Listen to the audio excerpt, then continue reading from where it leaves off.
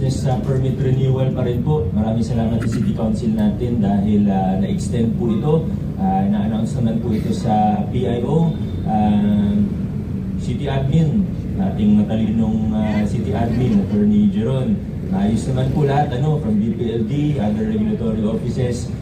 Medyo challenging lang talaga kasi bagong lipat, diba? Ang daming adjustment, ang daming transition na ginagawa. Pero kahit na ganun, maayos pa rin. May mga kailangan i-iron out, may mga kailangan na improve o ayusin siguro. Pero generally, ay maganda, maayos naman po ang ating proseso.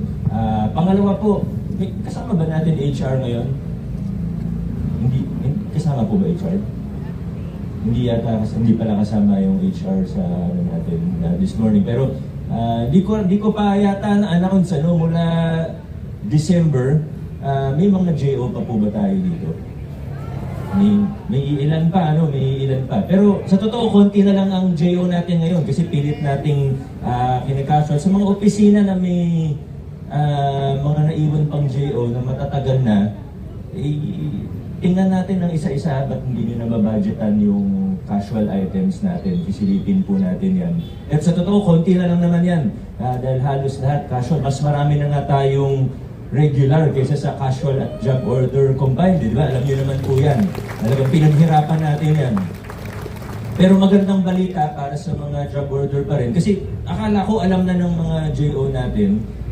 Pero may kausap ako nung Biyernes lang, dalawang JO, hindi daw nila alam.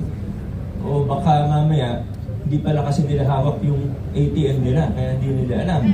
Diba, mas mahirap yun. Pero di ba nung December 20, nag-announce o nag-issue ng memorandum ang DBM na pinapayagan ang mga LGU na magbigay ng additional na 7,000 pesos.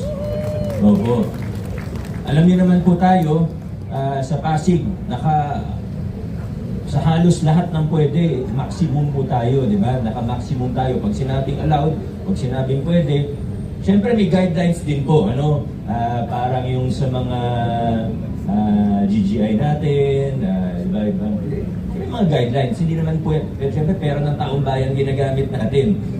May guidelines po yan, may proseso tayo, kailangan sumunod tayo. Pag hindi talaga tayo nag-submit ng IPCR natin, pwede maapektuhan talaga yan. Ganun po talaga, kailangan sumunod po tayo. Ginagawa naman natin ng lahat para sa susunod naman na cycle ay ma-adjust natin, mas maging madali kahit paano. Pero kailangan sumunod tayo sa guidelines dahil hindi natin pera ng taong bayan yan na binibigay sa atin pang bonus. Pero sa lahat po, makikita naman natin na ka-maximum po tayo. At magandang balita po, noong December 20, kaya siguro take time din para i-process, hahanapan natin ng pondo. Dahil sa totoo, medyo late na po natin nalaman. Kung December 20 na issue, kung susunod na araw pa natin nalaman, tapos magpapasko na, holiday na. So, yun lang po, para lang alam ng lahat na may additional 7,000 tayo, alinsunod dun sa DBM Memorandum Circular. Yung mga JO hindi niyo po alam? O alam niyo naman po, baka hindi lang aware yung nakausap ko nung Biyernes, ubus na. Ayan po. So yun lang po, magandang umaga, have a great week ahead po. God bless po sa ating lahat. Adjourn na tayo.